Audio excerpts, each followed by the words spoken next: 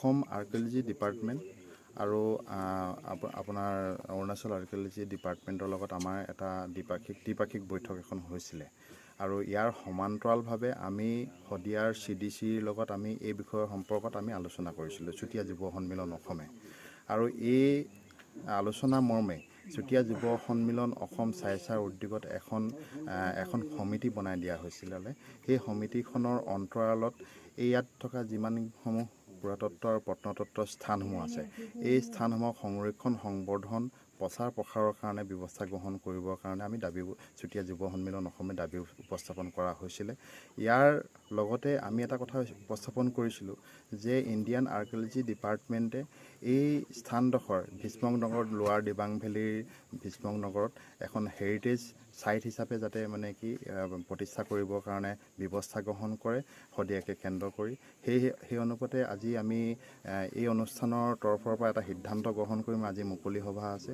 এই মুকলি সভাতে আমি চুতীয়া যুৱ সন্মিলন অসমৰ তৰফৰ পৰা ইণ্ডিয়ান আৰ্কিঅলজিকেল ডিপাৰ্টমেণ্টৰ পৰা আৰম্ভ কৰি আছাম আৰ্কিঅলজিকেল আৰু অৰুণাচল আৰ্কিঅলজি ডিপাৰ্টমেণ্ট দুয়োখন চৰকাৰ অৰুণাচল আৰু অসম চৰকাৰৰ লগতে কেন্দ্ৰীয় চৰকাৰলৈ আমি এই বাৰ্তাটো আমি প্ৰেৰণ কৰিম চুতীয়া যুৱ সন্মিলন অসমৰ তৰফৰ পৰা। আমি আশাবাদী যে আজি ইয়াতে ৱেষ্টাৰ্ণ গেট ইষ্টাৰ্ণ গেট আছে, ভীষ্মকনগৰ দুৰ্গ আছে, ইয়াৰ উপৰিও আনিনীতো বহুত বিভিন্ন ধৰণৰ আমাৰ কীৰ্তিচিহ্নসমূহ আছে। পুৰাতত্ত্ব প্ৰত্নতত্ত্বৰ ইয়াতে বিভিন্ন সমল আছে। ইয়াতে আমাৰ লিপি উদ্ধাৰ আমাৰ টেৰাকটা লিপি এনেকৈ ধৰণে উদ্ধাৰ হৈছে যিবিলাক সংৰক্ষণ নাতি দুৰতে আমাৰ মিউজিয়ামত অৰুণাচলৰ মিউজিয়ামত এতিয়া সংৰক্ষিত হৈ আছে। আৰু অসমৰ যি মিউজিয়াম আছে তাতে আমাৰ শদিয়াৰ যি সৰ্পস্তম্ভ এই অঞ্চলবিলাকৰ প্ৰায় 7টা সৰ্পস্তম্ভ কিন্তু উদ্ধাৰ হৈছিলে য'ত 6টা স্তম্ভই বৰ্তমান আজিলৈকে আমি পোৱা নাই। এটা স্তম্ভ বৰ্তমান গুৱাহাটী মিউজিয়ামত আছে। সেই হিচাপে এই স্থানডোখৰ যথেষ্ট পুৰাতত্ত্ব আৰু প্ৰত্নতাত্ত্বিক দিশৰ পৰা যথেষ্ট সমল থকা আৰু ইয়াৰ বিজ্ঞানসন্মত গৱেষণা প্ৰচাৰ প্ৰসাৰ হ'ব লাগে আৰু এই স্থানডোখৰ ৱৰ্ল্ড হেৰিটেজ ছাইট হিচাপে গ্ৰহণ কৰিবৰ কাৰণে চুতীয়া যুৱ সন্মিলন অসম চাইচা দৃঢ় প্ৰতিজ্ঞাবদ্ধ। আজি আমি চাইচা আমি গৌৰৱান্বিত আজি পোনপ্ৰথমবাৰৰ বাবে আমাৰ শিপা বিচাৰি আমাৰ ভীষ্মকনগৰত দিবাং ভেলীত আমি 502তম আমি সতী সাধনী দিৱস আমি অনুষ্ঠিত কৰিছোঁ। আৰু এই সতী সাধনীৰ যি দিৱস এই দিৱস আমি আদৰ্শ হিচাপে উঠি অহা প্ৰজন্মৰ কাৰণে আমি এৰি থৈ যাব বিচাৰিছোঁ।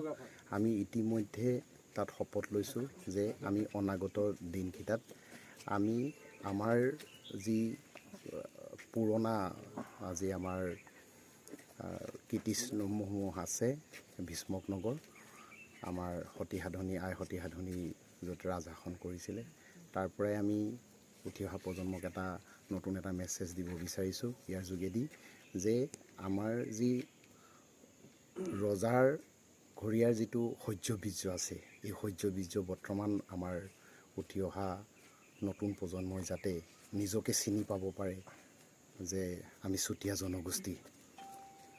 এই যিখিনি এটা পৰিৱেশ সৃষ্টি কৰা এটা প্ৰয়াস কৰা হৈছে আমি যথেষ্ট তাৰ কাৰণে আমি সুখী। ইতিমধ্যে আমাৰ যিখিনি পৰম্পৰাগত আমাৰ আই সাধনীৰ স্মৃতিত আমি আমাৰ গোটেই কৰ্মখিনি কৰিলোঁ আৰু ইয়াৰ পাছতে আমাৰ এখন সভা আছে। ইয়াতে সকলোখিনি গৈ আমি স্মৃতিচাৰণ আমি সভাখন আমি অনুষ্ঠিত কৰিম। সদৌ আমি সকলোকে ধন্যবাদ জ্ঞাপন কৰিছোঁ আৰু আজি আমাক ইয়াতে আহি যিসকল আমাৰ জ্ঞাতিয়ে সহায় সহযোগ কৰিলে তেওঁলোকলৈ ধন্যবাদ আৰু কৃতজ্ঞতা জ্ঞাপন কৰিছোঁ।